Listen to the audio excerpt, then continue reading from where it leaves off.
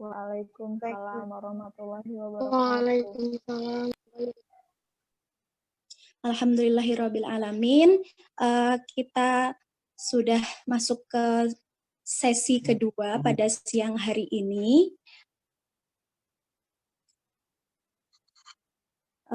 Salam hormat kepada Bapak pemateri yang sudah hadir. Terima kasih sudah menghadiri acara pada siang hari ini untuk menyampaikan beberapa materi kepada peserta.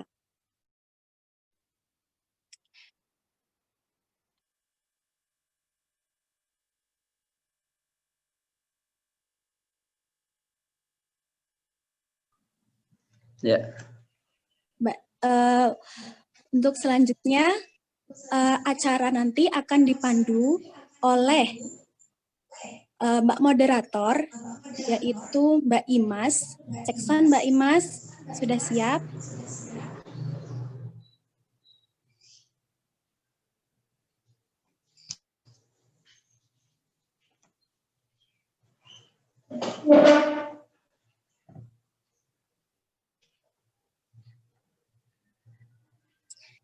Ya, mungkin lagi siap-siap dulu ya Mbak Imas. Ingin sekedar mengingatkan kepada teman-teman sekalian yang belum video, silakan dinyalakan ya kameranya.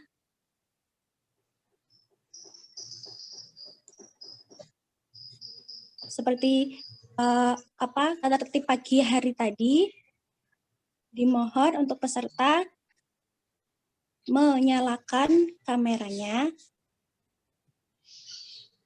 dan mengkondisikan mic-nya ya, agar acara berjalan dengan kondusif.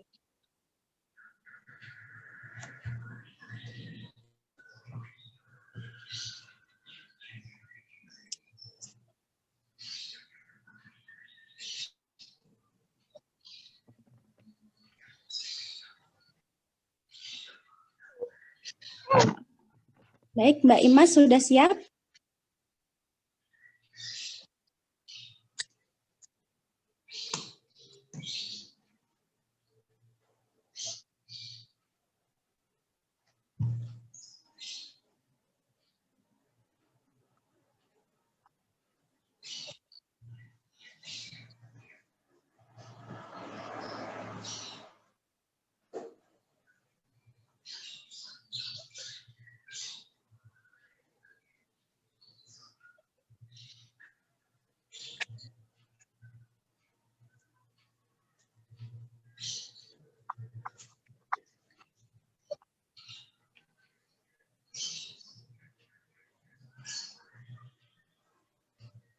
Ditunggu sebentar ya, teman-teman.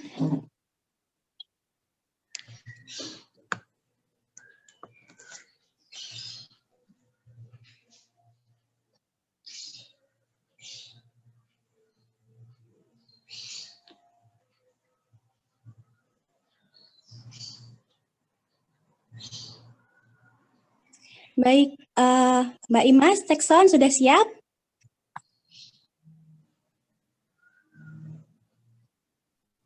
Sudah. Ya. Baik, acara selanjutnya akan dipandu oleh Mbak Imas Hasanah. Kepadanya saya persilahkan.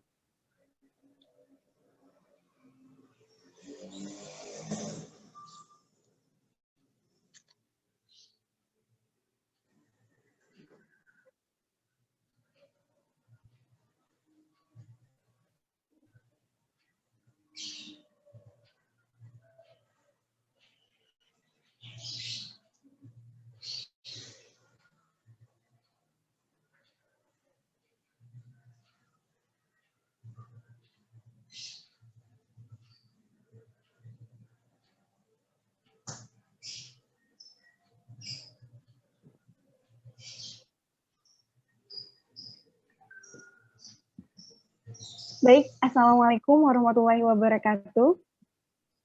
Waalaikumsalam warahmatullahi wabarakatuh.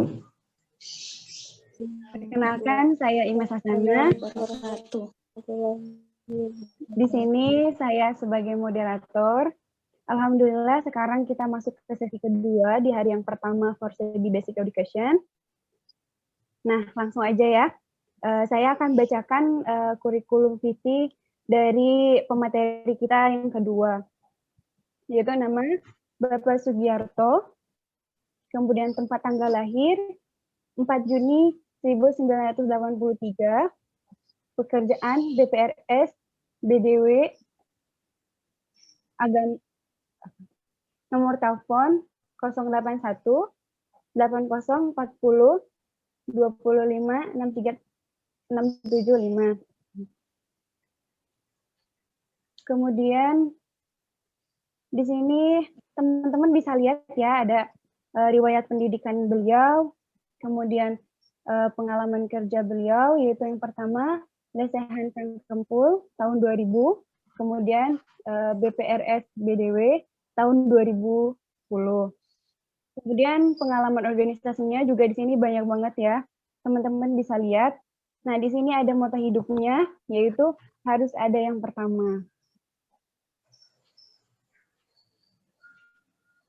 Mungkin untuk mempersingkat waktu di sini, beliau akan menjelaskan mengenai Ghazul Fikr. Waktu dan tempat saya persilakan kepada Bapak ya. Cek suara saya, teman-teman. Bisa, Pak. Bisa, Mbak Imas ini selaku moderator. Berapa jumlah peserta sekarang, Mbak Imas? Yang sudah masuk udah 136 partisipan, Pak. Total semua pesertanya ada 186. Oh, Masya Allah, banyak ya. Kita mulai, bisa? Kita untuk materi yang kedua, soal Ghazul Fikr. Bismillahirrahmanirrahim. Assalamualaikum warahmatullahi wabarakatuh. Waalaikumsalam warahmatullahi wabarakatuh. Alhamdulillah, innal hamdalillah nahmaduhu wa nasta'inuhu wa nastaghfiruh wa na'udzu billahi min shururi anfusina wa min sayyiati a'malina. May yahdihillahu fala mudhillalah wa may yudlil fala hadiyalah. Asyhadu an la ilaha illallah wa asyhadu anna Muhammadan abduhu wa rasuluhu la nabiyya ba'dah. Allahumma shalli ala Muhammad wa ala alihi wa sahbihi ajma'in, amma ba'd.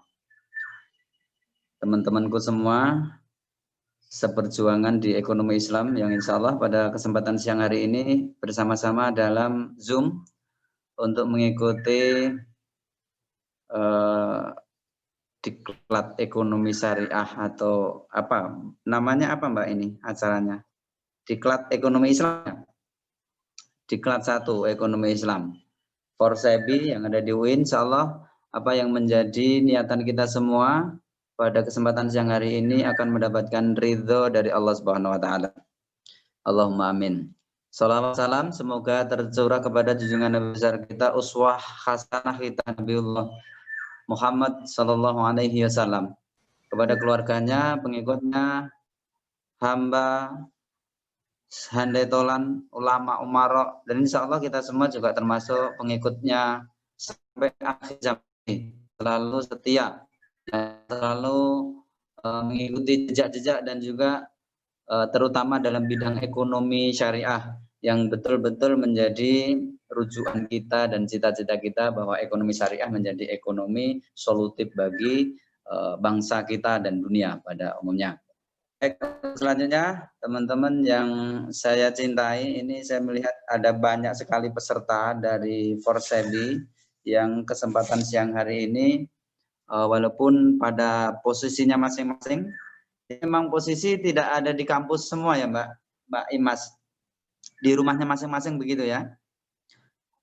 Ya, iya, begitu. Pak, begitu. Di rumahnya masing-masing ya, tidak ada kegiatan di kampus kan ini?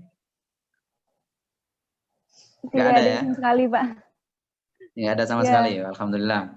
Masya Allah, makanya ini pesertanya bisa sebegitu banyak, 130-an lebih, dan peserta total 180. Jadi kalau kita adakan acara reguler tatap muka, ya prestasi kalau bisa mengumpulkan peserta 180, paling 80-50 itu sudah luar biasa. Tetapi ini hikmah dengan adanya pandemi COVID-19 dan kita bisa melakukan kegiatan tanpa harus berkumpul dengan menggunakan fasilitas Zoom, sehingga peserta akan lebih banyak lagi.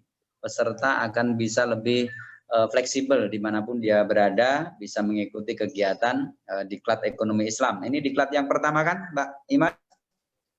Artinya mahasiswa-mahasiswa masih baru gitu ya? Mahasiswa baru, sehingga perlu mulai sejak dini kita konsisten, kita kasih pengertian dan keilmuan berkaitan dengan ekonomi syariah. Dan memang ini materi yang cukup berat bagi saya untuk menyampaikan materi Ghazwul Fikr ini, karena kita harus berpikir lebih tajam lagi, dan mungkin secara sekilas kadang-kadang dianggap tidak ada kaitannya dengan ekonomi syariah, tetapi ini menjadi dasar kita untuk bisa mencetuskan atau mengeluarkan sebuah ide dan gagasan serta pemikiran-pemikiran yang lebih maju lagi, seperti itu. Teman-teman yang saya hormati, materi yang kita suguhkan ini sebenarnya materi sudah lama, ini sejak beberapa tahun saya diminta untuk ngisi materi Ghazwul Fikr, sehingga materinya kita singkat saja. Beberapa hal nanti mungkin bisa kita sampaikan di luar teks atau secara konteks kita sampaikan. Teman-teman yang saya hormati, kita dalam setengah sampai 1 jam ke depan akan sedikit berbicara mengenai Ghazwul Fikr, mulai dari pengertian sejarah dan juga update informasi tentang Ghazwul Fikr, serta apa yang sudah terjadi pada Ghazwul Fikr di lingkungan kita semua. Yang pertama,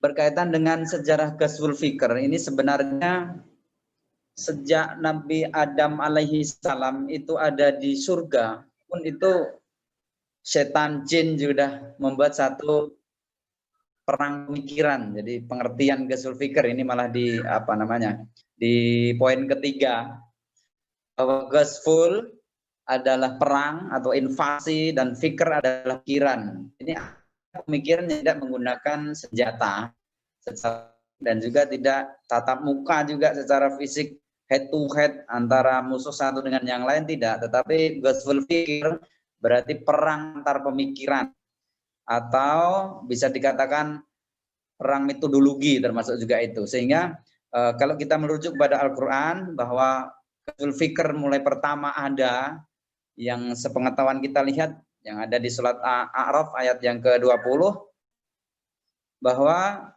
setan atau jin itu mempengaruhi pikiran Nabi Adam alaihissalam dan juga Siti Hawa yang masih ada di surga, dengan ayat yang tertulis a'udzubillahi minasyaitonirrajim, bismillahirrahmanirrahim, fawaswasa lahuma syaitanu liyubdiya lahuma ma wuri anhuma min sawatihima wa qala manahakuma rabbukuma an hadhihi sajarati illa an takunu malakaini aw takuna minal khalidin.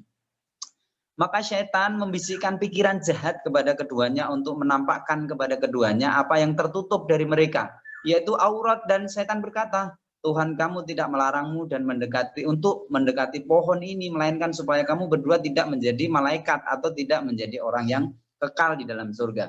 Seperti yang kita ketahui bahwa sebelum ayat ini, jadi ayat yang ke-19, itu Allah memberikan warning atau peringatan kepada Nabi Adam berkaitan dengan posisinya yang masih ada di surga. Silahkan Adam, kamu mau bagaimana, mau apa saja, mau makan apa saja, mau berbuat apa saja di surga ini silakan. Tapi ada satu yang harus kau tidak kerjakan, atau ada satu pantangan yang harus kau lakukan. Yang pertama yaitu jangan kau dekati pohon ini, jangan kau dekati buah ini, atau jangan kau makan buah ini.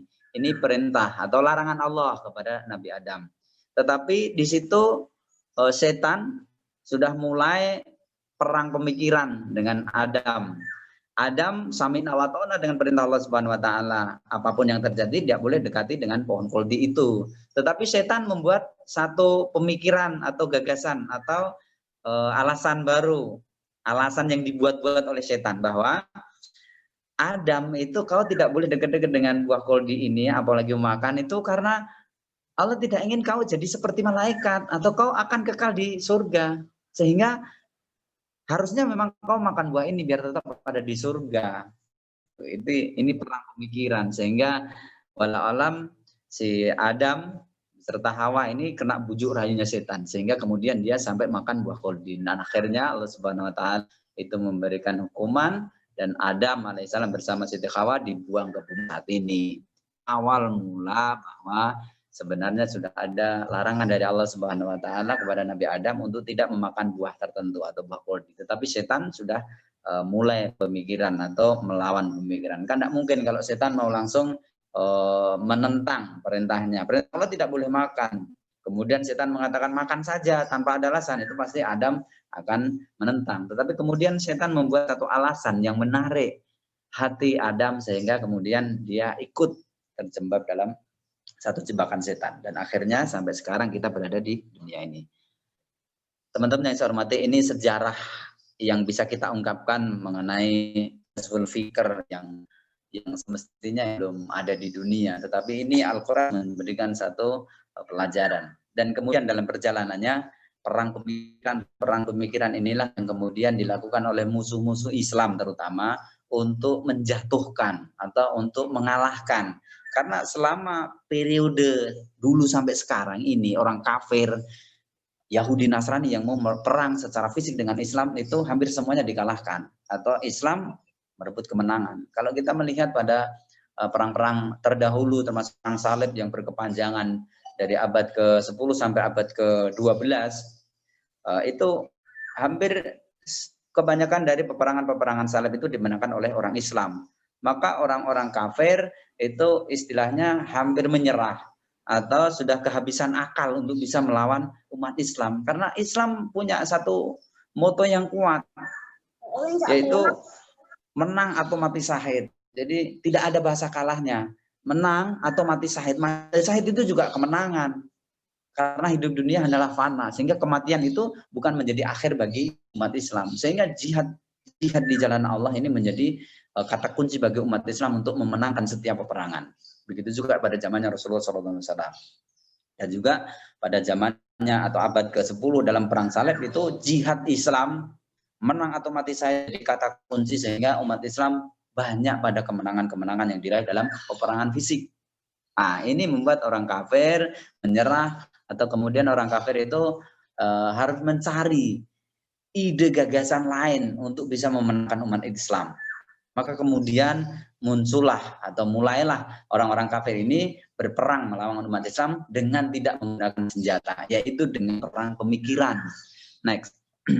Maka kemudian itu kita lihat di poin yang ketiga mengenai peperangan, ya pengertian sudah, kemudian sejarah juga sudah, kemudian keunggulan, ya keunggulan dari berpikir atau pemerang pemikiran yaitu yang irit saja. Kita tidak perlu dana besar untuk membeli senjata atau untuk mengumpulkan tentara-tentara.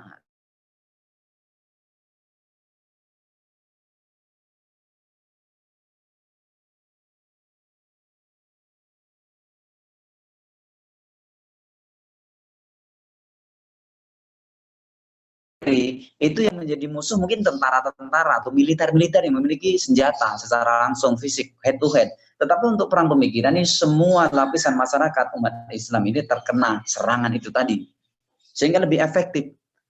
Kemudian serangannya dapat mengenai siapa saja, di mana saja, dan kapan saja. Ini yang kita maksud adalah secara keseluruhan, secara menyeluruh, siapapun umat Islam itu pasti terserang ini. Karena semut ini, perlawanan yang semut atau peperangan yang semut, yang lembut, yang kadang-kadang yang diserang itu tidak merasa bahwa dia itu tidak diserang. Tidak ada korban dari pihak penyerang. Jadi artinya korban secara fisik. Jadi korbannya ya non fisik, seperti pikirannya yang ambruk atau mentalnya yang down atau akhlaknya yang jelek atau imannya, dan pada akhirnya itu pada kemurtatan nanti. Jadi tujuan orang kafir itu bahwa membuat umat Islam itu murtad dari Islam dan menjadi orang-orang Yahudi dan Nasrani seperti mereka. Inilah tujuan akhirnya, sehingga ghazwul fikri atau perang pemikiran ini lebih efektif dan efisien menurut mereka karena mereka akan menghalalkan segala sara. Kemudian sasaran yang diserang tidak merasakan bahwa sesungguhnya dirinya serang, ya. Jadi musuh-musuhnya atau orang-orang Islam itu tidak akan merasa dia itu diserang, bahkan kadang malah merasa dininabubukkan atau dielus-elus oleh orang kafir Yahudi, sehingga dia tidak merasa untuk harus melawan, bahkan mungkin dia berpikir ini teman gitu, padahal ini adalah perang atau perang pemikiran. Dampak yang dihasilkan sangat fatal dan berjangka panjang ini karena ini tidak berkaitan dengan fisik, sehingga ketika luka fisik mungkin setelah diobati dia akan sembuh. Tetapi kalau yang diserang itu hati atau akhlak, itu akan sangat luas sekali cakupannya, dan itu akan sangat efektif orang-orang yang sudah merasakan hasil dari serangan orang kafir, itu sangat luas cakupannya. Next, apa ini? Kemudian di poin yang berikutnya, target dari Ghazwul Fikr, target atau sasaran dari apa yang akan diserang. Di sini tertulis yang pertama soal akhlak, kemudian menghancurkan pemikiran, kemudian melarutkan kepribadian, dan yang terakhir itu murtad. Ini murtad menjadi poin utamanya di endingnya. Sebelum ke pemurtadan itu pada pengerusakan akhlak dulu, kemudian menghancurkan pemikiran yang menjadi pemikiran umat Islam. Kemudian juga hasil dari akhlak, ya, ini awalnya sebenarnya pada akidah, ya, sebelum kepada akhlak itu akidah. Dengan adanya serangan yang 3 ini, yang sekarang ini lagi gencar-gencarnya, yang kita sebut atau kita kasih nama penyakitnya sipilis. Jadi bukan sekedar penyakit fisik sipilis, ya, tetapi sipilis ini penyakit Ghazwul Fikr atau penyakit perang pemikiran. Sipilis ini yang kita maksud adalah sekulerisme, pluralisme, dan liberalisme.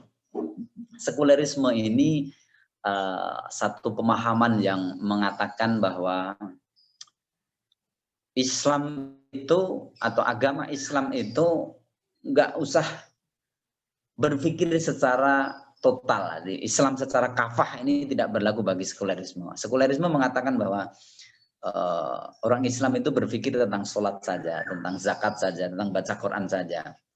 Islam itu tidak sama dengan ekonomi. Islam itu tidak sama dengan politik. Islam itu tidak sama dengan ilmu pengetahuan dan lain-lain. Maka kemudian muncullah dikotomi ilmu. Ada ilmu IPA, ada ilmu matematika, ada ilmu biologi, kimia, dan lain-lain. Ilmu kedokteran, ada juga ilmu agama. Sehingga agama ini satu poin tersendiri dari ilmu-ilmu yang lain. Dan ini pemikiran yang sangat drastis, yang ini penyakit sekarang. Dan siapa pelaku dari orang-orang yang menyerang pemikiran ini? Bukan orang-orang bodoh, mereka orang-orang yang intelek, bahkan bergelar profesor doktor, untuk menyerang sekulerisme itu. Jadi mereka ingin memisahkan antara agama dengan kehidupan dunia. Mereka membuat satu dikotomi mengenai ilmu agama dan ilmu umum. Islam nggak usah berpikir tentang ekonomi, biar ekonomi yang mikir ya ekonomi saja. Maka muncullah kemudian itu ekonomi kapitalisme, ekonomi liberalisme, dan kemudian baru didengungkan ekonomi Islam, sehingga nampaknya ekonomi Islam ini sebenarnya yang dikatakan oleh mereka menjadi ekonomi alternatif. Padahal sebelum adanya ekonomi kapitalisme, ekonomi sosialisme, ekonomi Islam itu sudah ada sebelum itu. Coba kita lihat ekonomi kapitalisme itu pada abad berapa? Sekitar abad 16-17. Sementara Islam itu sudah ada di abad ke-7. Dan disitulah ekonomi mengalami masa kejayaan pada zamannya Umar bin Khattab. Dan Khalifah Rasyidin itu masa kejayaan ekonomi. Kalau itu mau diakui bahwa ekonomi Islam sebenarnya lebih dulu daripada ekonomi kapitalisme sosialisme. Jadi salah kalau kita mengatakan ekonomi Islam itu adalah ekonomi alternatif atau ekonomi pilihan setelah adanya kapitalisme dan sosialisme dianggap gagal. Jadi kita sebenarnya berpegang pada ekonomi Islam itu kembali kepada fitrahnya atau salaf. Kita kembali kepada salaf atau kembali kepada Nabi dan Rasul, bahwa Nabi dan Rasul atau Rasulullah SAW itu betul-betul menerapkan ekonomi Islam. Ekonomi yang dirahmati oleh Allah Subhanahu wa taala, ekonomi yang berdasarkan kepada aksioma-aksioma yang baik, keadilan, kesejahteraan, keadilan, kesejajaran, kehendak bebas. Ini adalah aksioma-aksioma yang dibawa oleh ekonomi Islam. Ketuhanan, kesejajaran, keadilan, kehendak bebas, ini semua aksioma yang dibawa oleh umat Islam. Sehingga kalau kita mau membandingkan bahwa ekonomi Islam itu sebenarnya mencakup ke seluruh aspek kehidupan. Jadi salah satu bedanya ekonomi kapitalisme berpikir tentang sumber daya alam itu terbatas, keinginan yang tidak terbatas. Islam mengatakan bahwa sumber daya alam itu tidak terbatas, tetapi kebutuhan manusia yang terbatas. Kalau berpikir tentang keinginan memang tidak ada terbatasnya, tetapi berpikir tentang kebutuhan itu terbatas. Sumber daya alam tidak terbatas. Buktinya, sebelum kita temukan sumber minyak tanah atau minyak bumi, itu orang mengatakan mungkin sumber daya alamnya terbatas, tetapi dengan adanya kemajuan dan ilmu pengetahuan oleh orang-orang penting, itu muncullah kemudian sumber daya alam yang berwujud minyak bumi. Kemudian minyak bumi nanti habis, akan muncul lagi sumber daya alam yang lain pengganti dari minyak bumi, dan terus sebegitu Allah memberikan seluruh fasilitasnya di muka bumi dengan ketentuan-ketentuan atau hukum Allah yang berlaku itu untuk kemaslahatan umat manusia. Ini membuktikan bahwa paradigma yang dibangun oleh ekonomi kapitalisme bahwa sumber daya alam terbatas ini salah. Sumber daya alam tidak terbatas. Tergantung bagaimana kita bisa mengeksplorasi atau mengeksploitasi dari sumber daya yang ada di muka bumi. Sekulerisme ini satu pemahamannya ingin memisahkan Islam atau agama dengan kehidupan kita sehari-hari. Sehingga ini fatal nanti. Akibatnya fatal karena umat Islam tidak mau berpikir tentang kesehatan atau tentang kedokteran. Umat Islam hanya berpikir tentang sholat dan baca Quran. Tapi implementasi dari baca Quran tidak ada. Aplikasi dari sholat tidak ada. Jadi bahaya nih kalau sekulerisme atau pemikiran yang diperangkan dengan umat Islam ini berhasil, maka umat Islam akan terpecah belah. Umat Islam akan rapuh. Itu sudah terbukti bahwa sekarang ini kemajuan umat Islam dibandingkan dengan kemajuan orang Yahudi dan Nasoro. Jadi orang Yahudi orang yang pinter tetapi tidak berdasarkan agama atau ilmu tetapi tidak punya amal. Ini orang Yahudi. Kemudian orang Nasrani itu orang yang beramal tapi tidak punya ilmu. Ini perbandingannya. Sehingga ketika umat Islam itu sudah mendikotomikan ilmu, memisahkan antara ilmu agama dengan ilmu umum, ini bahaya karena kita akan rapuh. Itu terbukti dari kemajuan umat Islam pada abad-abad awal yang mendominasi di seluruh dunia dengan adanya khilafah Islamiyah, mulai dari zamannya Nabi Muhammad SAW, kemudian diteruskan Khulafaur Rasyidin, kemudian Umayyah, Abbasiyah, sampai terakhir Utsmaniyah pada tahun 1924 berakhir. Dan setelah itulah umat Islam menjadi rapuh dan gampang atau mudah dirongrong oleh negara-negara yang lain. Jadi kemajuan Islam ini sangat jauh dibandingkan dengan kemajuan Yahudi dan Nasrani. Padahal di abad-abad awal itu Islam mendominasi di segala lini. Di segala lini itu artinya dalam bidang ekonomi, sosial, politik itu mendominasi. Tetapi di akhir-akhir ini Islam ini mulai rapuh. Karena tadi Islam tidak mau belajar tentang ilmu-ilmu yang sebenarnya itu menjadi cakupan dari Islam. Ini sekulerisme atau pemahaman yang memisahkan antara ilmu agama dengan ilmu umum. Bagi Islam, sumber dari segala ilmu adalah Al-Quran. Jadi terlepas itu ilmu agama, itu ilmu politik, itu ilmu sosial, ilmu budaya, ilmu kedokteran, semua termaktub di dalam Al-Quran. Sehingga tidak pantas kita membedakan antara ilmu umum dengan ilmu agama. Karena semuanya dipelajari dari Al-Quran. Yang kedua ini adalah penyakit atau gospel fikir, perang pemikiran tentang pluralisme. Pluralisme ini lebih bahaya lagi. Pluralisme ini menganggap bahwa semua keyakinan itu sama. Semua agama mungkin sama. Dia memandang bahwa tujuan kita ke surga itu sama, hanya jalannya yang berbeda-beda. Jadi semuanya baik. Hanya ada, misalnya kita mau ke Jogja bisa lewat Bantul, bisa lewat Wonosari, bisa lewat Kulon Progo dan sebagainya, tapi tujuannya sama Jogja. Itu mereka analogikan untuk meyakini bahwa semua keyakinan di dunia ini sama. Maka kemudian setelah itu umat Islam ketika melakukan kegiatan ibadah bisa ikut sini, bisa ikut sana, bisa ikut perayaan umat Islam juga bisa ikut perayaan orang-orang kafir atau Yahudi Nasrani, karena mereka menganggap sama, dan ini bahaya bagi perang pemikiran. Sehingga kita perlu mempunyai akidah yang kuat atau akidah atau patokan-patokan di dalam berkeimanan atau berkeyakinan kepada Tuhan, kepada Allah Subhanahu wa taala. Ini yang kedua, atau tantangan ke depan mengenai penyakit sifilis, ghazwul fikr, dan tidak hanya ke depan, ini sekarang pun ini sudah berjalan di lingkungan kita. Kemudian yang ketiga adalah liberalisme. Liberalisme ini adalah pemikiran yang bebas. Kita betul ada di Islam, tetapi boleh berkehendak bebas menginterpretasikan atau berpikir. Terutama ini berkaitan dengan ghazwul fikr terhadap ketuhanan atau ketauhidan, bahwa kita ketahui kaidah akidah itu adalah patokan kita dalam beriman kepada Allah Subhanahu wa taala, bahwa yang menjadi rujukan dari akidah kita adalah Al-Qur'an dan As-Sunnah. Yang menjadi rujukan dari akidah kita adalah Al-Qur'an dan As-Sunnah. Apapun yang dikatakan Al-Qur'an dan As-Sunnah itu adalah rujukan utama kita. Bukan akal pikiran kita yang menjadi rujukan. Akal pikiran itu hanya bisa digunakan untuk membuktikan dari rujukan utama. Jadi untuk membuktikan Al-Quran dan As-Sunnah dalam kehidupan kita sehari-hari, itu menggunakan akal. Tetapi ketika akal kita tidak bisa membuktikan tentang nas atau dalil yang ada di dalam Al-Quran, bukan berarti yang benar adalah akal kita. Contohnya begini. Di dalam Al-Quran kita diperintahkan untuk beriman kepada Allah, iman kepada malaikat, iman kepada alam gaib atau hari akhir. Ini kan sesuatu yang kita tidak bisa menjangkau, baik itu melalui akal atau melalui indera kita.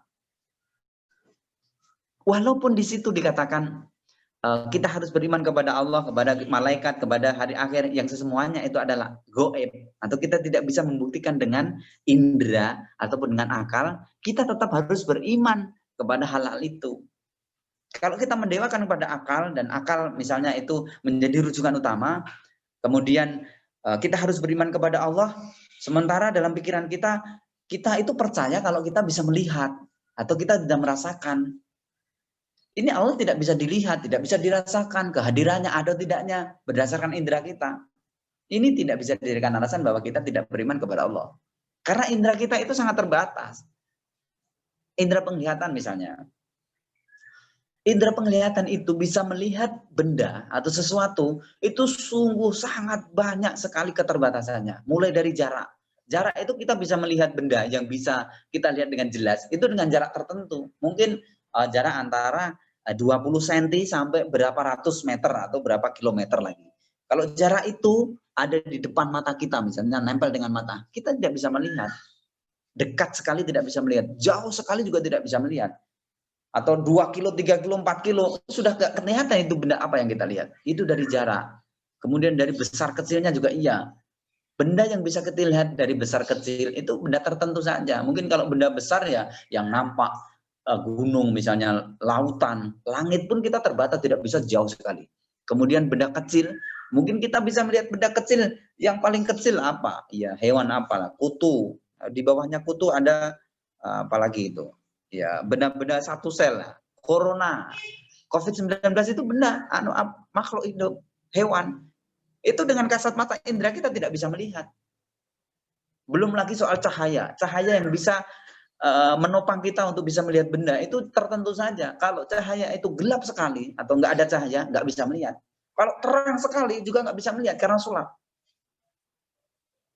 Jadi sehingga keterbatasan indera penglihatan banyak sekali untuk bisa melihat segala sesuatu. Belum lagi soal ini cara melihat benda itu harus lurus, tidak boleh belok-belok. Misalnya kalau kita melihat benda di balik tembok itu, nggak bisa. Harus ada yang membelokkan kaca misalnya. Kalau nggak ada, nggak bisa. Karena benda kita bisa melihat hanya benda yang ada lurus atau tidak bisa belok. Ini baru soal penglihatan. Banyak sekali keterbatasan. Bagaimana kita mau melihat Allah Subhanahu wa taala Azza wa Jalla yang Maha Agung, yang Maha Tinggi, Maha Berkuasa, Maha segala-galanya, mau melihat dengan mata indera kita? Tidak mungkin. Bukan karena Allah tidak mau dilihat, tapi indera kita yang tidak bisa menjangkau untuk melihat Allah Subhanahu wa taala. Dan itu bukan berarti akal kita itu dijadikan ukuran untuk tidak beriman kepada Allah Subhanahu wa taala. Dan lain sebagainya. Soal akal kita, iman kepada hari akhir. Iman kepada hari akhir itu kita tidak bisa membayangkan hari akhir itu kayak apa, atau kita membayangkan surga neraka, nggak bisa. Seperti apa surga, seperti apa neraka, itu tidak bisa. Karena kita hanya bisa menghayal atau membayangkan segala sesuatu itu berdasarkan pengalaman atau berdasarkan hal-hal yang sudah pernah kita lihat. Jadi sesuatu itu bisa dikatakan baik kalau ada pembandingnya. Misalnya gedung ini bagus, ini kalau ada pembandingnya. Kemudian kita lihat misalnya Ahwat ini cantik atau tidak, itu harus ada pembandingnya. Kalau kita melihat Ahwat itu satu-satunya di dunia, kita tidak bisa mengatakan itu baik atau tidak. Itu kalau kita lihat. Nah, kalau kita tidak ada penglihatan atau tidak ada akal atau tidak ada bayangan tentang hari akhir, misalnya hari akhir atau surga. Surga itu bayangannya kayak apa kan tidak ada, kecuali nas yang memberikan bayangan atau memberikan gambaran. Misalnya, wa basyiril ladzina amanu wa amilus sholihati jannatun tajri min tahtihal anhar. Berilah kabar gembira kepada orang yang beriman dan beramal soleh, yaitu surga yang mengalir di bawahnya sungai-sungai. Gambaran yang diberikan Allah Subhanahu wa taala kepada kita untuk menghayal surga. Dalam surat Al-Baqarah ayat 222 itu dikatakan bahwa gambaran surga itu seperti keadaan sungai-sungai yang mengalir kemudian tumbuh buah-buahan. Kenapa Allah memberikan gambaran seperti itu? Karena akal kita menjangkaunya hanya sebatas itu. Tetapi kalau ternyata surga itu hanya seperti itu, atau bahasa kita itu sungai yang mengalir itu di kampung banyak, buah-buahan di mana-mana banyak, beli pakai uang bisa. Kalau surga gambarannya cuma seperti itu, bagaimana istimewanya surga? Tetapi Allah memberikan gambaran itu karena keterbatasan akal kita untuk membayangkan kenikmatan surga seperti apa, keagungan surga seperti apa, nggak bisa kita bayangkan. Karena Allah Subhanahu wa taala yang Maha tahu, dan kita akan merasakan nanti ketika ada di surga. Sekarang nggak bisa membayangkan. Tapi bukan berarti bahwa kita tidak beriman kepada hari akhir, tidak beriman kepada yang gaib atau hal-hal yang tidak bisa kita tangkap dengan ini apa? Perang pemikiran yang berkaitan dengan ketauhidan atau ketuhanan bagi orang-orang ateis atau orang-orang yang tidak percaya kepada Allah penciptaannya. Itu sebenarnya dalam kaidah akidah itu ada yang namanya fitrah keimanan. Fitrah keimanan itu bahwa setiap orang itu hampir dipastikan dia akan mengakui atas ketuhanan, atas Tuhan, atas zat yang maha pencipta ketika dia dalam keadaan terjepit. Misalkan ada satu orang yang tersesat di hutan dan tidak ada sesuatu yang bisa menolong.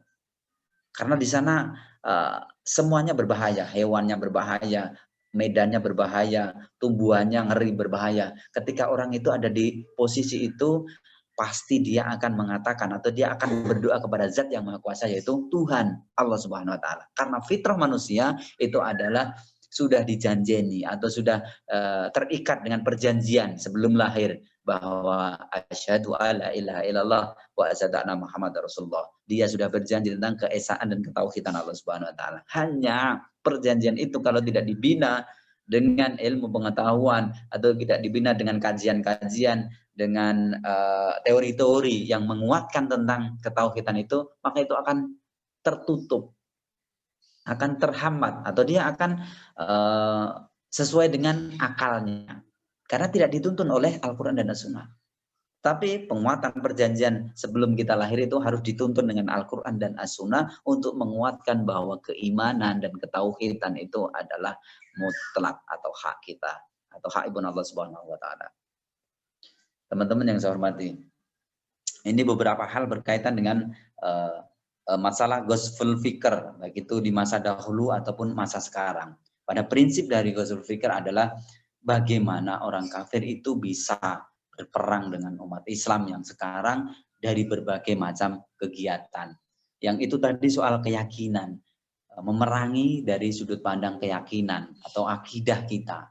Kalau akidah kita itu sudah terkontaminasi dengan pemikiran-pemikiran yang sekuler, yang plural dan liberal, maka akan mudah sekali dimasuki pemikiran-pemikiran atau dimasuki dengan kegiatan-kegiatan yang nanti berimplikasi kepada akhlak. Kalau orang sudah imannya nggak kuat, itu mudah sekali dikasih kebudayaan yang menyimpang. Dengan beralaskan hak asasi manusia, dengan beralaskan adat kebudayaan, dan lain sebagainya. Jadi orang kemudian akan sangat mudah sekali ketika akidahnya itu sudah terkontaminasi dengan pemikiran-pemikiran yang liberal, plural, dan juga sekuler. Di tataran akhlak ini banyak sekali yang ditawarkan oleh orang-orang Yahudi dan Nasrani dalam arti perang pemikiran. Bahwa budayaan itu dijunjung tinggi. Kebudayaan. Jadi dengan adanya munculnya salah satunya Korea itu apa namanya? K-pop fun ya, dari segi fun, fashion dan food. Ini 3 hal ini yang digunakan untuk menyerang umat Islam sekarang. Setelah keyakinan tadi itu dengan sekulerisme, pluralisme dan liberalisme, kemudian akhlak mereka diserang dengan fun, fashion dan food.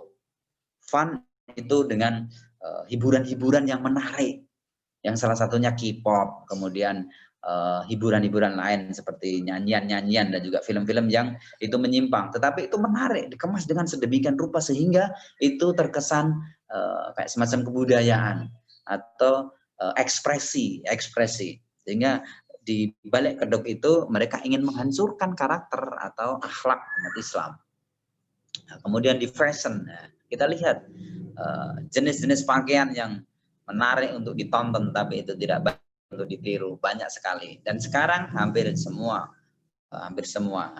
artinya banyak sekali orang-orang yang sudah tergiur, apalagi sekarang adanya TikTok itu yang kayaknya kaum hawa ini senang sekali memamerkan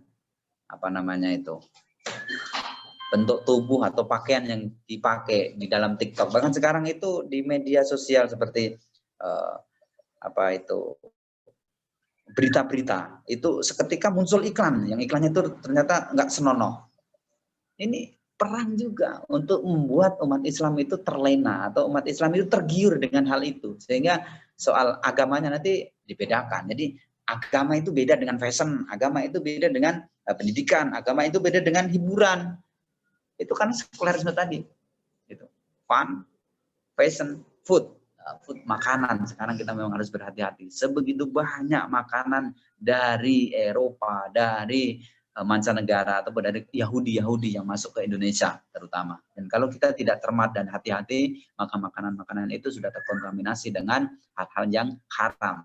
Dan kita berpikir enak saja karena itu sesuatu yang enak katanya, tetapi tidak memperhatikan tentang halal dan haram.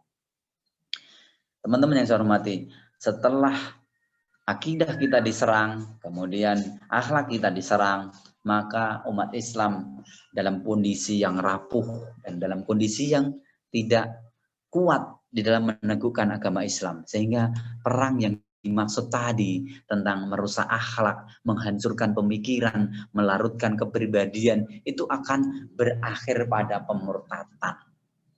Orang kafir itu tidak akan puas sebelum kita berpindah atau murtad dari Islam, kemudian bergabung kepada mereka. Itulah tujuannya.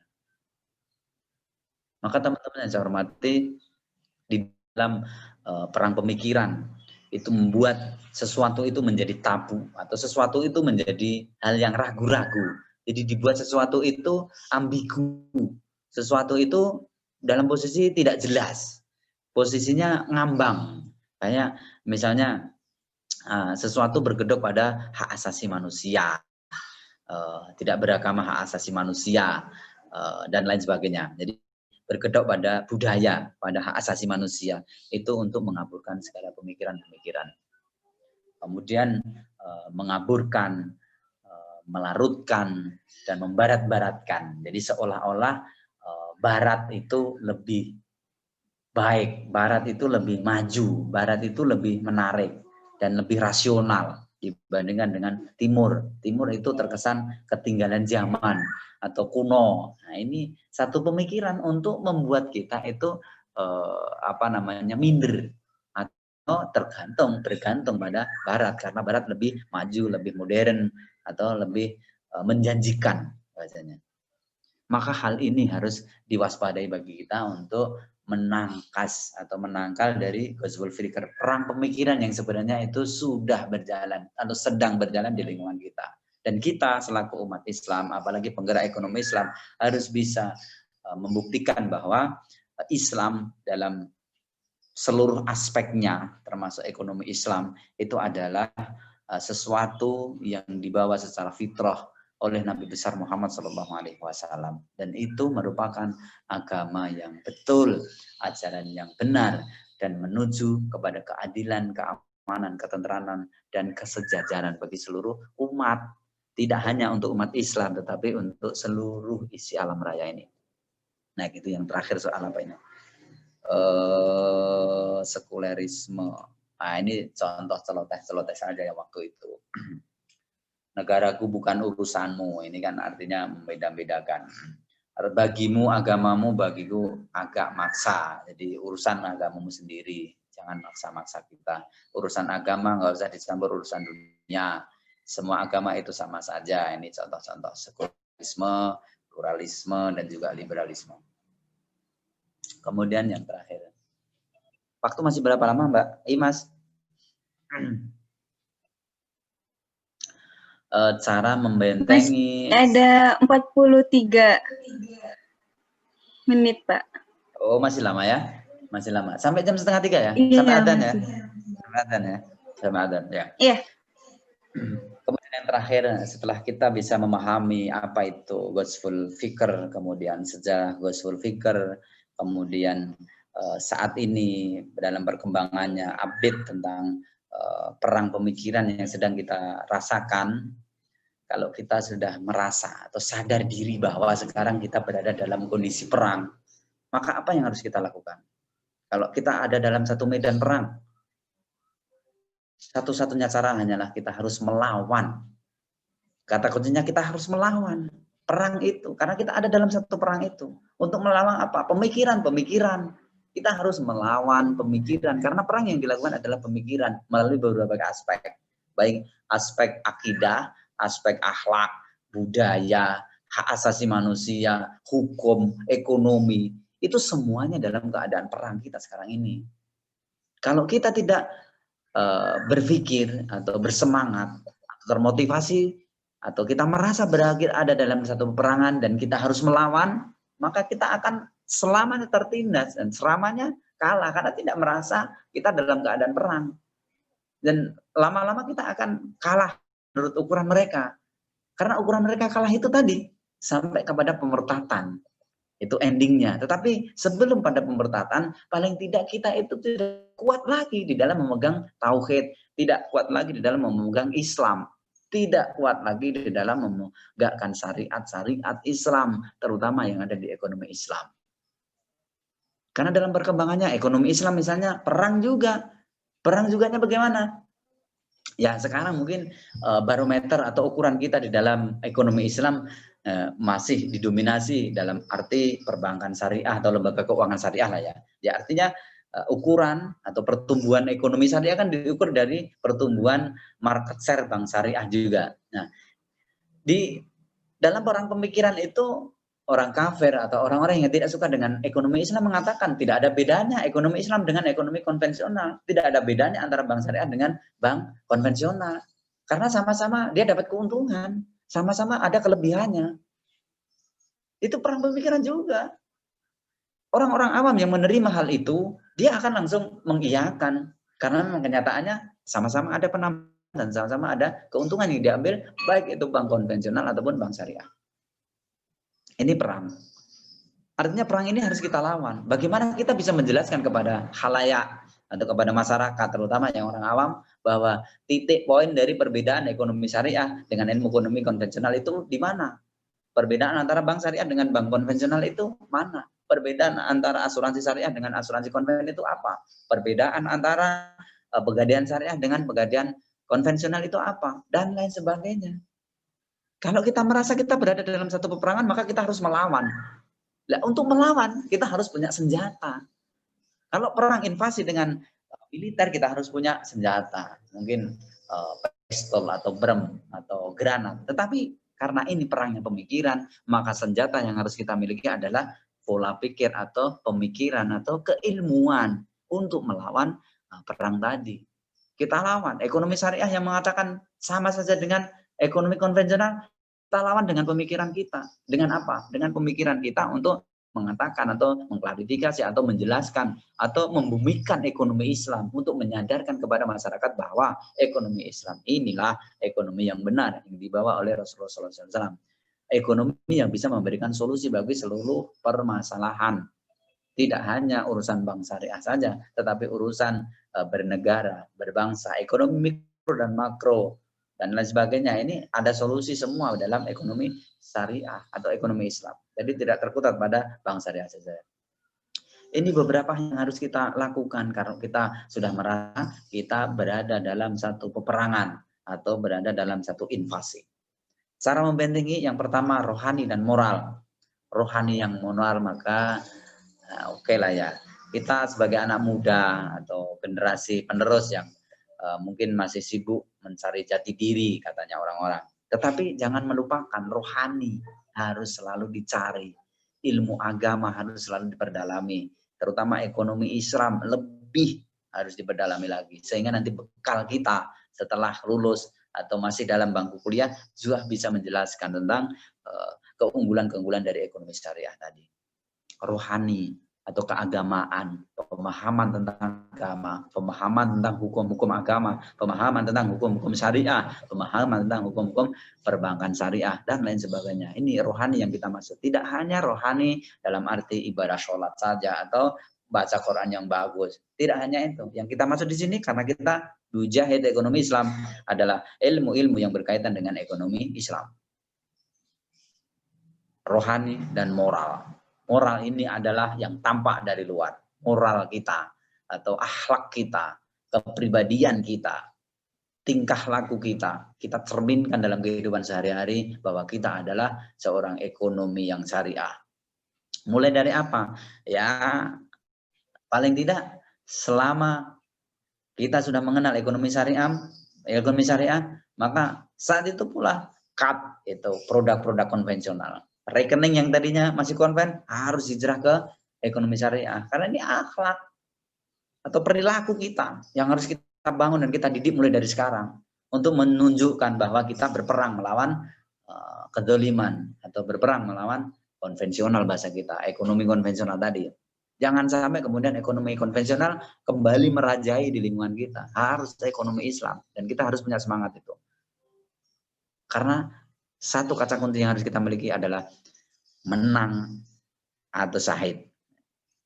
Menang atau syahid. Jadi mau kita menang atau masih hidup dalam keadaan menang, melihat kemakmuran, kemajuan dari ekonomi Islam, ataupun kita mati di dalam peperangan itu, mati di dalam memperjuangkan tegaknya ekonomi syariah.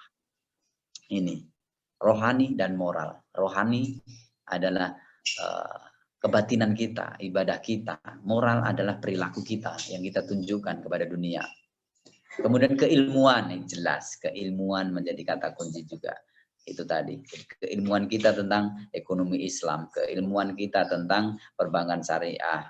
Termasuk mengikuti kajian-kajian. Masuk dalam organisasi Forsebi, FOSE. Kalau bisa menjadi pengurus. Kemudian nanti ikut di regional sampai kepada nasional. Ini menjadi keilmuan. Jadi keilmuan yang dimaksud tidak hanya keilmuan dalam arti teori ekonomi Islam atau teori-teori tentang yang kita pelajari, tetapi ilmu untuk berkuasa, termasuk itu berpolitik. Bagaimana Forsebi itu bisa eksis di UIN? Itu membutuhkan ilmu. Ilmunya apa? Ya, ilmu sebagai seorang aktivis untuk menjaga eksistensi dan konsistensi Forsebi yang ada di Forsewin. Kalau kita tidak punya ilmunya, maka ya satu organisasi itu akan tergerus atau organisasi itu tidak akan diakui misalnya oleh kampusnya. Karena kurangnya ilmu. Termasuk juga Forsebi kita benturkan dengan kasih-kasih yang lain misalnya. Forsebi bertarung dengan FKI UI misalnya. Ini butuh apa? Strategi untuk memenangkan, dalam tanda kutip, artinya kompetisi yang sehat. Siapa yang bisa menjadi korek, itu butuh ilmu atau politik organisasi dan lain sebagainya. Keilmuan ini harus kita selalu update, kita selalu cari untuk memperkaya keilmuan dan wawasan kita dalam beberapa hal, terutama untuk memajukan ekonomi Islam, termasuk nanti di kancah nasional. Kalau kita insya Allah mulai dari Forsebi ini aktif, kemudian naik nanti ke regional aktif, kemudian naik lagi ke nasional aktif, maka insya Allah setelah selesai kita juga akan selalu menggaungkan, selalu memperjuangkan ekonomi Islam itu bisa diterima di seluruh kalangan. FOSE itu bisa diterima di OJK, FOSE itu bisa diakui oleh kelompok-kelompok organisasi syariah atau masyarakat ekonomi syariah, atau kelompok-kelompok BMT atau kelompok-kelompok BPR syariah. Semuanya mengakui FOSE kalau individu di dalam FOSE itu memiliki keilmuan tentang teori ekonomi Islam atau keilmuan tentang berorganisasi, bagaimana memajukan sebuah organisasi. Karena di lembaga keuangan juga membutuhkan ilmu untuk memajukan lembaga keuangan tersebut. Ini yang ketiga, peduli sosial. Ini yang dimaksud peduli sosial, termasuk moral tadi. Jadi peduli terhadap masyarakat, peduli tentang isu-isu terbaru, baik itu isu secara langsung ataupun tidak langsung. Isu secara langsung misalnya dengan adanya undang-undang tentang perbankan syariah, atau kepedulian sosial kita yang berkaitan dengan kebutuhan masyarakat tentang keilmuan tadi, atau sosialisasi kita tentang ekonomi syariah. Ya sebagai mahasiswa kita bisa mensosialisasikan di kalangan-kalangan mahasiswa-mahasiswa yang lain. Ya, karena skup kita ada di mahasiswa, bagaimana kita bisa memberikan sosialisasi. Peduli sosial berarti sosialisasi. Bersosialisasi dengan masyarakat umum. Kalau kita masih ada mahasiswa, maka sosialisasinya kepada mahasiswa yang lain. Biar mereka itu juga memiliki effort yang tinggi terhadap ekonomi syariah. Jadi tidak hanya mahasiswa ekonomi Islam saja yang menjadi sasaran kita. Kalau perlu, semua mahasiswa itu menjadi sasaran kita untuk dakwah sosialisasi tadi. Maka ini perlu adanya dakwah. Kembali kepada ekonomi Islam. Nah, ini yang terakhir, kembali kepada ekonomi Islam. Itu artinya, kenapa bahasanya kembali kepada ekonomi Islam? Karena sebenarnya ekonomi yang sudah terbukti kejayaannya di masa itu adalah ekonomi Islam. Bukan ekonomi kapitalisme, bukan ekonomi sosialisme, marxisme, dan lain sebagainya. Tetapi ekonomi Islam yang sudah terbukti pada masa kejayaannya. Maka kita harus meyakinkan dan membuat sebuah keyakinan kepada diri kita bahwa ekonomi Islam ini adalah ekonomi yang efektif, efisien, dan benar. Efektif, efisien untuk ukuran dunia, benar ini untuk ukuran akhirat. Pasti kita akan bisa menjalankan, pasti kita akan bisa mewujudkan, dan pasti kita akan bisa membumikan ekonomi Islam itu di tingkatan internasional.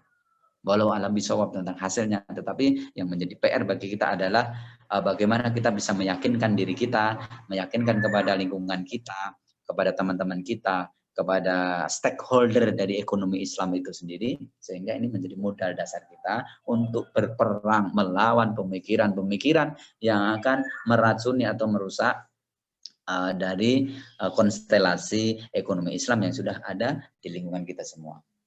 Teman-teman yang saya hormati, mungkin ini beberapa hal yang bisa kita sampaikan berkaitan dengan perang pemikiran, mulai dari sejarahnya, kemudian riwayat perang pemikiran secara umum, dari adanya pelemahan umat Islam dengan fisik atau invasi secara militer yang selalu dimenangkan oleh umat Islam, kemudian di abad ke-12-13 itu orang kafir Yahudi Nasrani mulai berpikir tentang pemikiran perang pemikiran, sehingga di abad ke-19 itu terbukti dengan runtuhnya Turki Utsmaniyah atau Khilafah Islamiyah.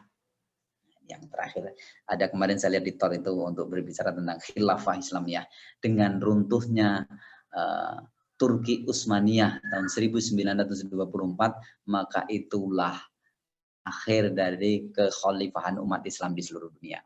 Dan sejak itu kita masuk ke fase yang berikutnya.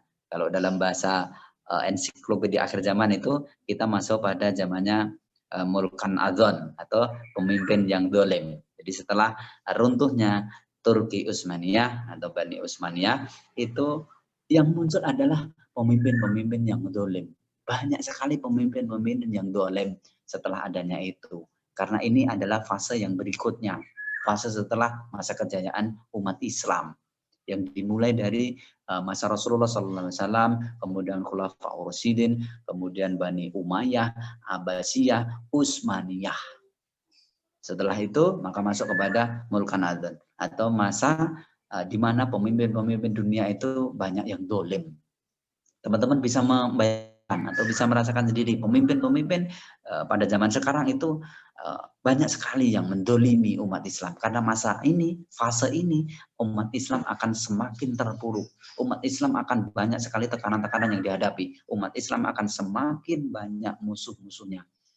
Karena mereka merasa berkuasa, mereka merasa menang, mereka merasa bisa menjatuhkan umat Islam sekarang. Dan ini fase yang terakhir, karena nanti akan munculnya fase berikutnya, ya bukan pada pembahasan ini. Artinya fase khilafah Islamiyah kita punya keyakinan nanti akan kembali tegak pada akhir zaman. Nah, apa itu khilafah Islamiyah? Yaitu adalah kepemimpinan kepada seluruh umat Islam di dunia yang tidak terbatas pada satu negara dan negara yang lain, tetapi seluruh umat Islam yang dikomando oleh satu pemimpin. Pada zamannya Nabi, pada zamannya Khulafaur Rasyidin, pada zamannya Umayyah, Abbasiyah, dan Utsmaniyah, itulah yang sudah membuktikan bahwa khilafah Islamiyah itu bisa tegak. Hanya sekarang ini kita berada dalam fase Mulkan Adhan yang menjadi musuh kita. Tidak hanya orang-orang biasa, tetapi para pemimpin-pemimpin dunia, pemimpin negara, yang itu harus menjadi beban kita untuk menegakkan syariat Islamiyah paling tidak di lingkungan kita semua. Mungkin itu teman-teman yang bisa kita sampaikan, Mbak Imas, untuk fase yang pertama. Kita cukupkan sekian. Terima kasih atas perhatiannya. Mungkin ada yang mau disampaikan, kita persilahkan. Assalamualaikum warahmatullahi wabarakatuh. Masya Allah ya, materi kali ini sangat menarik mengenai Ghazal Fikr. Yang mana bisa agak keras Mbak, saya kok nggak kurang mendengar.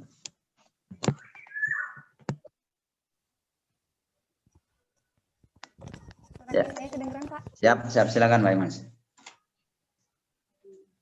Ya, tadi Masya Allah banget ya, materi kali ini sangat menarik mengenai Ghazal Fikr. Dan Bapak juga sudah menjelaskan semua mengenai macam-macam, terus daripada sifat dari Ghazal Fikr sendiri, ada sekularisme, pluralisme, kemudian liberalisme.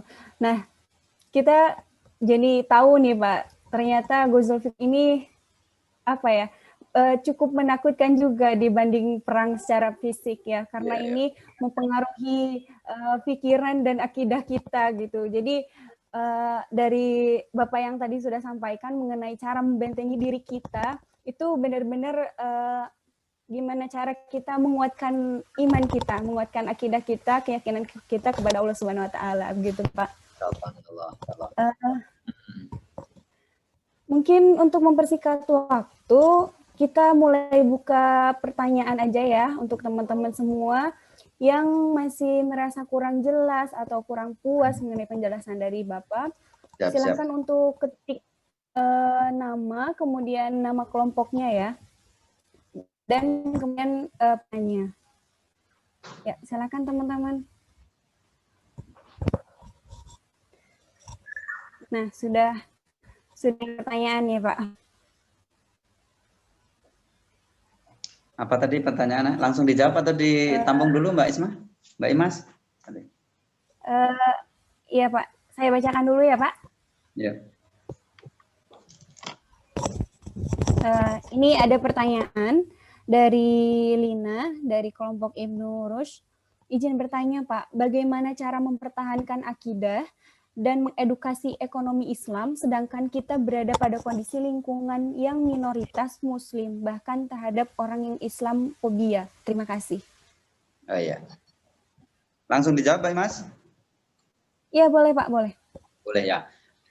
Pertanyaannya, bagaimana kita bisa mempertahankan akidah kita, kemudian berjuang ekonomi Islam, sementara kita berada dalam kondisi minoritas. Ini agak mencurigakan pertanyaannya. Kenapa kita merasa minoritas? Kita mayoritas di Indonesia terutama. Kalau di dunia mungkin bukan mayoritas tapi minoritas. Tetapi di Indonesia kita masih berada dalam kondisi mayoritas. Hanya seperti yang dikatakan oleh Rasulullah SAW bahwa pada zamannya nanti kita akan menjumpai umatku itu sebagaimana bumi di tengah lautan. Banyak, tetapi gampang terombang-ambing oleh gelombang pasang dan surut atau ombak air. Kita banyak, tetapi nggak berisi. Kita banyak, tetapi tidak kuat. Kenapa tidak kuat? Karena kita ringan, enteng, jadi mudah terombang-ambing tadi. Ya, maka salah satu cara yang harus kita lakukan adalah membuat diri kita itu menjadi berat, biar tidak terombang-ambing dengan ombak. Kita berada dalam, kalau Mbak tadi merasa ada dalam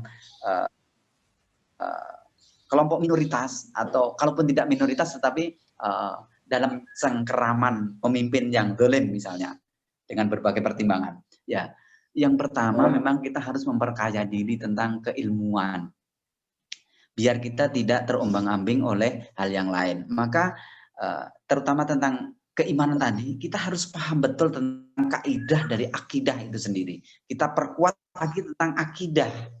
Karena akidah itu menjadi dasar kita untuk berislam. Tanpa akidah yang kuat, maka bangunan Islam itu akan mudah terombang-ambing. Akan mudah dirobohkan oleh orang lain. Karena akidah kita lemah, akidah kita ringan.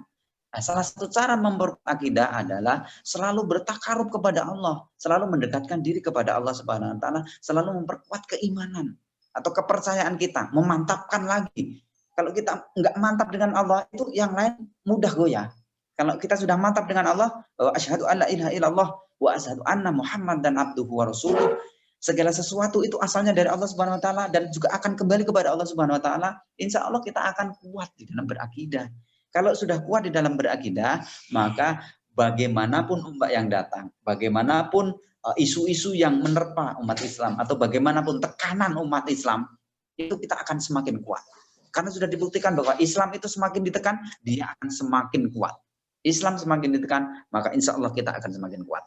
Nah, jadi dalam kondisi kita berada dalam minoritas, semestinya kita selalu mendekatkan diri kepada Allah dan selalu berdoa kepada Allah Subhanahu wa Ta'ala bahwa tekanan yang diberikan oleh pihak luar itu dalam rangka perang Ghazwul Fikr. Kita sadar bahwa kita berada dalam perang Ghazwul Fikr, sehingga penguatan akidah atau kaidah akidah atau patokan-patokan di dalam berkeyakinan kepada Allah diperbanyak lagi. Dan soal mensosialisasikan atau menegakkan ekonomi syariah, ini memang harus dimulai caranya tidak usah berpikir tentang yang jauh, terlalu tinggi nanti mikirnya. Dimulai dari diri sendiri, dimulai dari saat ini, dan mulai dari yang terkecil. Itu sudah cukup sebenarnya. Nah, apalagi teman-teman masih mahasiswa baru. Mulai dari diri sendiri itu adalah, siapa dari kalian yang masih punya rekening konvensional? Itu pertanyaan dari diri sendiri. Kalau masih ada yang punya rekening konvensional, maka itu belum memulai untuk perang pemikiran. Yang kedua, mulai dari saat ini, jangan ditunda-tunda. Kita sudah tahu sekarang, harus sekarang juga dipindah. Atau sekarang berhijrah kepada ekonomi syariah. Kemudian mulai dari diri sendiri, mulai dari saat ini, dan mulai dari yang terkecil. Terkecil apapun, ya berarti soal rekening tadi. Sekecil apapun berarti tentang memberikan informasi kepada satu orang lingkungan kita, mungkin sebangku kita, atau sekos kita, atau itu tadi. Ya, paling tidak itu yang bisa kita lakukan. Itu, terima kasih Mbak Mas. Yang lain? Ya. Oke, baik Pak. Berarti dimulai dari sendiri dan biar kita bisa mempersiapkan diri ya Pak untuk bisa mensosialisasikan ke masyarakat. Mulai dari diri sendiri, mulai dari saat ini, dan mulai dari yang terkecil. Baik Pak. Lanjut saja ya Pak. Ini ada dari Ayulia, dari kelompok Abu Ubaid. Saya mau bertanya bagaimana contoh kasus perang pemikiran yang justru melarutkan pemikiran. Gimana tuh Pak? Kasus, contohnya, contoh kasus.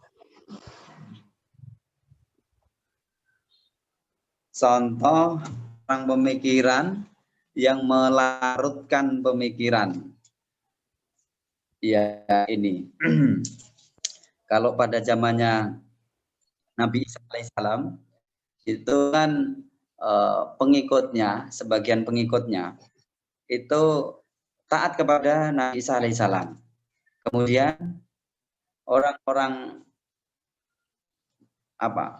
Yahudi atau orang-orang Nasrani waktu itu, pentolan-pentolan gereja, itu justru keyakinan dia kepada Nabi Isa itu dilarutkan sekalian, yang kemudian menganggap bahwa Nabi Isa itu tidak hanya sekedar nabi tetapi sebagai Tuhan. Sebagai Tuhan. Sehingga ini malah justru keyakinan yang ambang menjadi kebablasan. Seperti halnya kalau yang sekarang ini mungkin pas kepada sifat liberalisme. Jadi melarutkan itu punya keyakinan bahwa ibadah sholat itu kan tujuannya untuk mendekatkan diri kepada Allah Subhanahu wa Ta'ala. Jadi semakin dia ibadah sholatnya rajin, dia akan semakin dekat sekali kepada Allah. Maka perang pemikiran yang saat ini muncul, orang yang sudah sangat dekat dengan Allah Subhanahu wa Ta'ala, atau ada satu derajat katanya, derajat apa yang dekat dengan Allah, itu berarti nggak usah perlu sholat lagi. Nggak perlu sholat lagi karena dia sudah sebegitu dekat dengan Allah Subhanahu wa Ta'ala. Dan tujuan sholat pertama itu mendekatkan diri kepada Allah. Tapi kalau dia sudah dekat dengan Allah, itu dia akan tidak perlu melaksanakan sholat. Seperti halnya karena saya sudah dekat dengan Allah dan Allah itu mengetahui, Allah memelihara, dan Allah apa yang saya ucapkan itu sudah sama dengan yang diucapkan Allah. Bahkan muncul pemikiran bahwa perkataan saya perkataan Allah. Seperti hanya sesi di jenar dulu itu. Jadi perkataan saya perkataan Allah. Ini meleburkan atau dibombong. Atau dibombong. Jadi pemikiran kita itu malah dibablas sekalian. Ini salah satu contohnya. Jadi salah satu konkretnya itu manunggaling kawula Gusti. Manunggaling kawula Gusti. Itu sebenarnya awalnya dari bertakarub kepada Allah, mendekatkan diri kepada Allah. Tapi kemudian dikritkan kembali sehingga saya itu sama dengan Allah, manunggaling kawula dengan Gusti. Mungkin itu contoh konkretnya. Baik Pak, terima kasih. Dilanjut ya Pak. Selanjutnya ada dari Karis.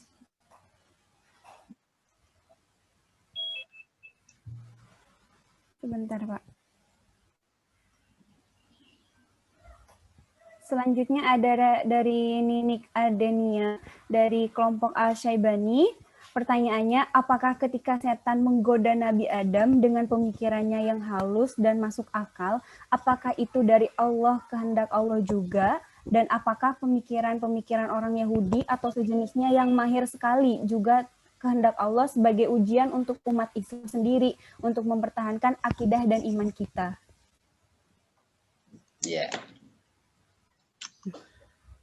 Memahami juga tentang kehendak Allah, atau bahasanya ini takdir Allah gitu ya. Jadi istilahnya bukankah segala sesuatu ini sudah ketentuan Allah atau kehendak Allah. Termasuk Nabi Adam alaihissalam itu turun ke bumi dibujuk oleh setan, itu juga kehendak Allah. Jadi, harus kita pahami mengenai kehendak atau ketentuan Allah, takdir Allah itu adalah ukuran sebenarnya. Jadi takdir Allah, kehendak Allah itu adalah ukuran di dalam melakukan sesuatu. Misalnya kehendak Allah itu begini. orang itu biasanya kalau orang Jawa itu mengatakan jodoh, rezeki dan mati itu sudah kehendak Allah. Artinya kehendak Allah ini mutlak ini. Artinya kita tidak perlu usaha pun. Itu kalau Allah sudah berkehendak itu maka akan tercipta. Itu salah. Termasuk rezeki sudah kehendak Allah. Itu yang dimaksud kehendak Allah atau ketentuan Allah adalah ukuran-ukuran. Seperti hanya kita meyakini tentang wa khalaqa kulli syai'in faqaddarahu. Wa khalaqa kulli syai'in, Allah menciptakan segala sesuatu faqaddarahu, bersama ukuran-ukurannya. Di dalam surat Sabbihisma itu dijelaskan bahwa Sabbihisma rabbikal a'la waladzi khalaqa fasawa waladzi qaddara fahada. Allah menciptakan segala sesuatu itu dan mencontohkan di bawahnya itu tentang hijau, daun yang hijau daun. Jadi hijau, kenapa itu bisa hijau? Karena ada ukuran-ukurannya. Itu yang dimaksud takdir Allah. Termasuk Allah memberikan akal atau pikiran kepada manusia, itu kehendak Allah. Akal dan pikiran yang digunakan untuk memikir segala sesuatu itu kehendak Allah. Tetapi hasil dari pemikiran itu dikembalikan lagi kepada umatnya atau yang berpikir. Seperti halnya setan yang menggoda kepada Nabi Adam, memang endingnya atau nanti dalam peristiwa berikutnya Allah sudah berkehendak itu. Tetapi kemudian syariatnya atau prakteknya itu kemudian setan melakukan bujuk rayu itu. Tapi tidak bisa kemudian kita mengatakan, nek setan, kalau setan nggak membujuk, berarti kehendak Allah beda lagi. Itu walau alam bisawab. Artinya Allah memberikan kehendak pada tataran pemikiran. Jadi Allah memberikan pemikiran kepada setan. Pemikiran. Mengenai pikiran itu digunakan untuk apa? Ini ya sesuai dengan ukuran-ukuran setan. Karena setan punya kemampuan untuk berpikir. Seperti halnya manusia. Atau manusia punya kemampuan untuk berpikir, mencari alasan itu tadi. Seperti halnya manusia juga punya kemampuan untuk berpikir, membedakan mana yang benar dan membedakan yang salah. Tetapi Allah itu memberikan kebebasan kita untuk berpikir atau memilih mana yang benar dan mana yang salah.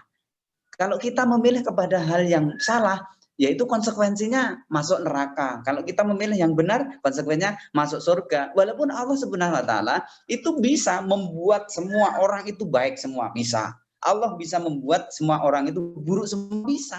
Bahkan di Quran sudah dijelaskan, karena berdasarkan pertanyaan itu Allah sudah memberikan jawaban bahwa sebenarnya Gusti Allah itu bisa membuat semua orang beriman atau kafir sekalipun. Begitu juga dengan tadi.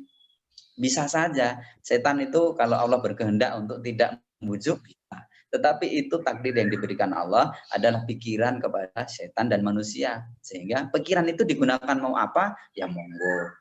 Itu menjawab. Ya, baik Pak.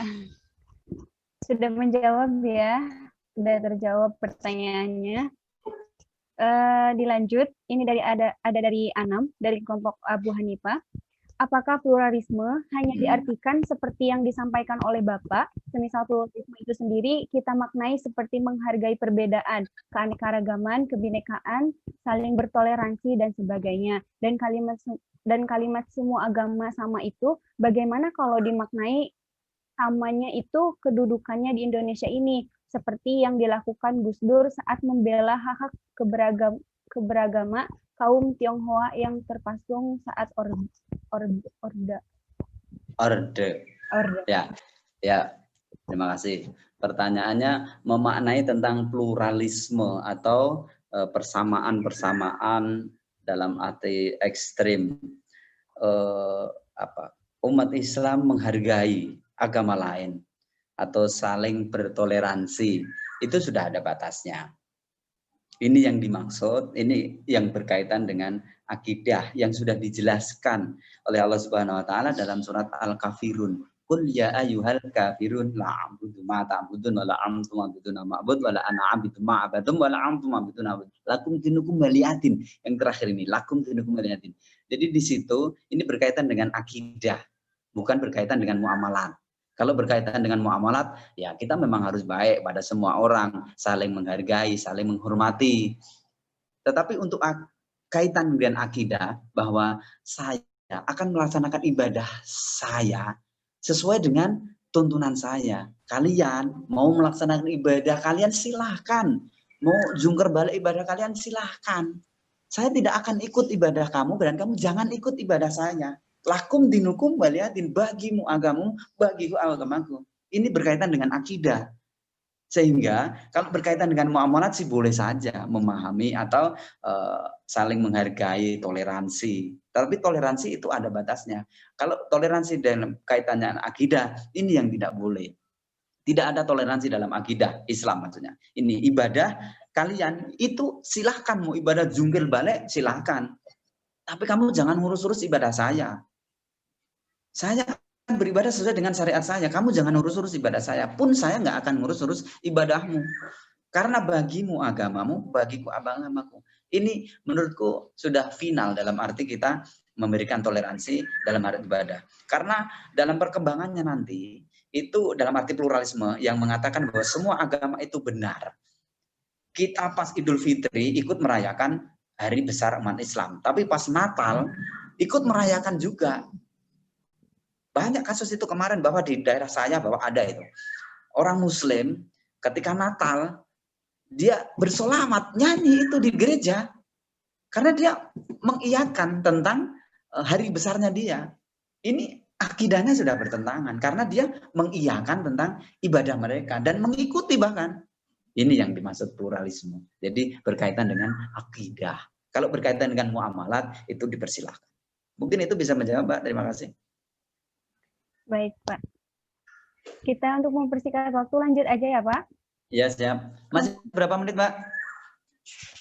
Kita sampai jam 3:15, Pak.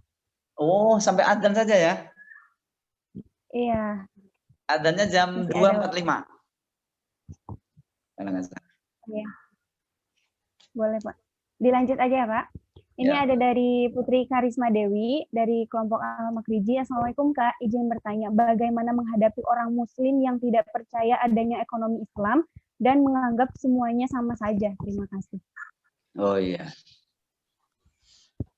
Memang umat Islam itu dalam arti ekonomi Islam, dalam menjelaskan ekonomi Islam ataupun perbankan syariah, itu ada yang pertama itu minded. Minded itu orang Islam yang memang percaya 100% dengan syariat Islam. Jadi dia tidak mencari alasan yang lain. Minded dengan syariahnya. Itu yang paling mudah kita kasih masukan. Yang paling mudah kita kasih penjelasan atau sosialisasi tentang ekonomi Islam. Karena dia sudah minded dulu dengan Islam. Ada yang nomor 2, ini yang rasional. Rasional itu dia berpikir tentang rasio. Jadi dia berpikir tentang untung rugi.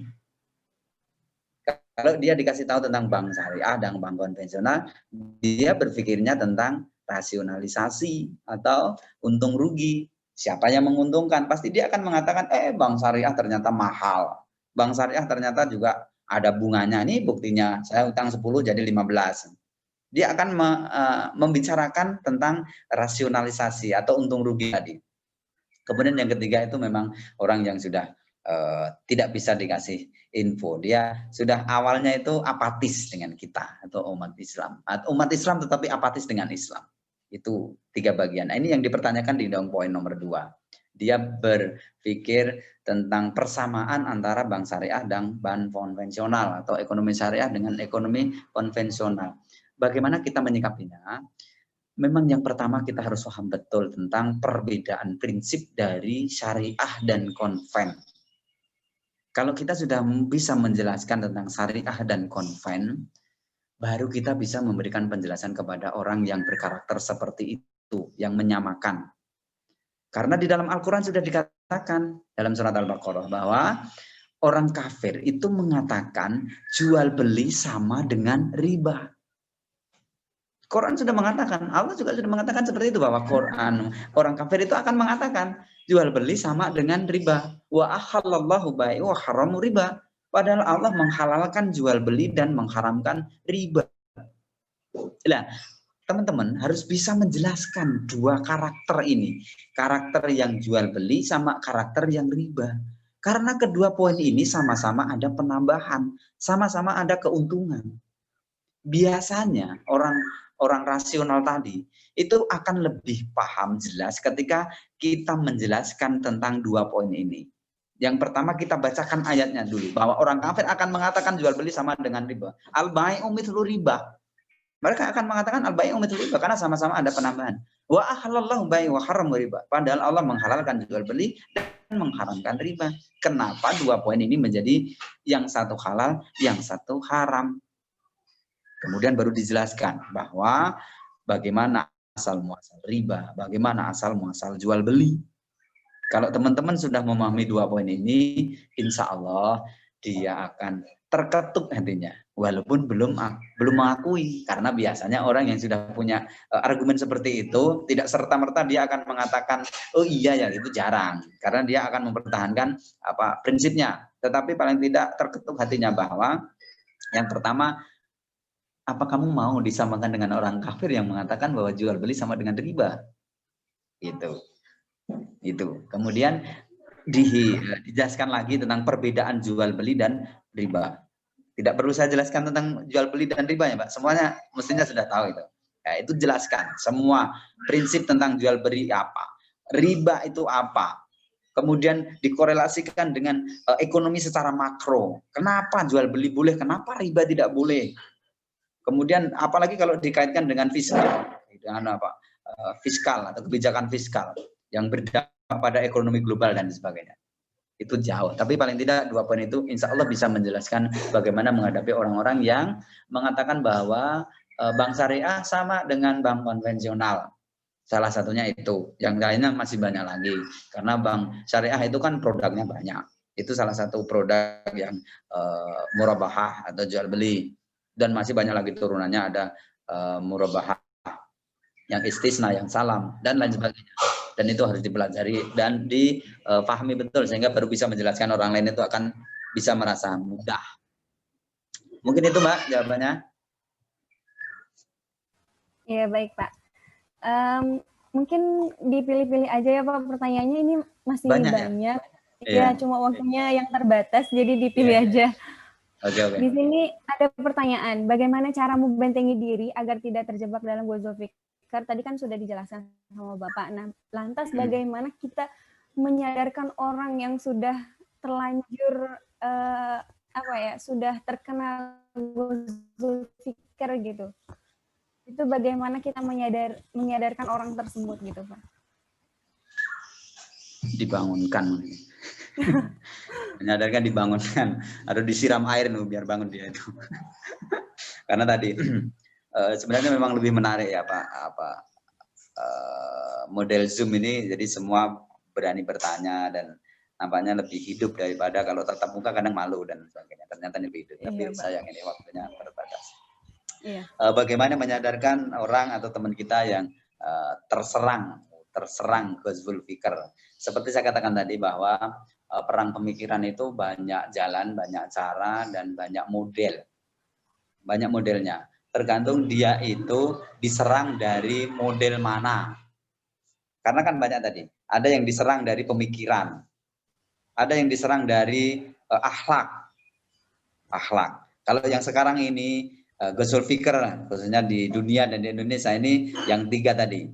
Yang fun, fashion, dan food. Ini juga perang pemikiran. Nah, teman kita itu diserang pada bagian mana? Nah, kalau misalnya dia diserang dalam bagian keimanan atau akidah, kita memang harus paham betul tentang akidah. Kalau kita tidak bisa paham betul tentang akidah, bagaimana bisa membangunkan dia atau menyadarkan dia untuk tidak terserang ghazwul fikr? Kalau dia terserang pada bagian fashion, ya kita harus paham betul tentang fashion yang dibolehkan atau fashion yang sesuai syariah, dan seterusnya dan seterusnya. Jadi tergantung. Yang pertama ya seperti dokter mau mengobati pasien kan harus didiagnosa dulu. Diagnosanya ini penyakitnya apa? Jangan sampai penyakit tipes misalnya kok dikasih obat malaria nggak sembuh nanti. Jadi memang yang pertama harus didiagnosa dulu. Jadi dia itu diserang dari bagian mananya? Diserang pada bagian mana? Pada pikirannya, pada akhlaknya, pada fashion, pada food, atau pada apanya. Dan kalau kita mau menyadarkan, kita harus paham. Kita harus punya ilmu tentang hal itu. Tentang untuk menyadarkan itu. Itu mungkin caranya, Mbak. Ya, baik, Pak. Disudahi atau gimana, Pak? Ya, kalau saya sih Dek, cukup aja boleh. Karena ini waktunya Oh, iya. sudah sebentar lagi azan ya. Ya, Ya udah. nampaknya juga sudah cukup lumayan lama ini saya berbicara 1,5 jam. Ya, mungkin nanti yang pertanyaannya belum terjawab, mungkin bisa boleh tanya langsung Bapaknya ya, Pak. Boleh, siap. Iya. Ya. Itu Tadi nomor telepon sudah tertera di Iya. CV kan? Nanti boleh tanya langsung ya kalau Boleh, misal ada yang belum puas juga. Ya, Baik, siap. terima kasih ya atas Sama-sama Mbak materinya. Isma. Ini materi sampai kapan ini acara LDK? Acaranya sampai Minggu, Pak. Jadi Oh, dari Minggu. bukannya sekarang ini Ahad ini? Iya, maksudnya seminggu, Pak. Oh, seminggu. Iya, ini baru hari pertama. Setiap hari, Pak. Setelah ini masih ada materi lagi setengah. Sudah selesai, Pak. Oh, selesai. Yang tadi pagi siapa? Tadi pagi udah ke Poseyan sama ke Porsebian dari Mas Ishak, dari Mas Danas juga. Iya. Oh, iya, siap. Ya, orang-orang istimewa itu. Iya. Semoga semakin maju dan berkembang. Insya Allah Porsebi akan semakin settle. Karena dulu saya punya pengalaman Porsebi yang masih perjuangan, sekarang sudah maju ya. Sudah settle ini kayaknya. Iya. Ya. Gitu Mbak Imas, terima kasih atas semuanya dan semoga bermanfaat dari bincang-bincang kita pada kesempatan sore hari ini. Mohon maaf apabila banyak kekurangan yang bisa kita sampaikan di acara Zoom siang sampai sore hari ini. Kebetulan juga sudah adzan. Mohon undur diri. Assalamualaikum warahmatullahi wabarakatuh. Waalaikumsalam.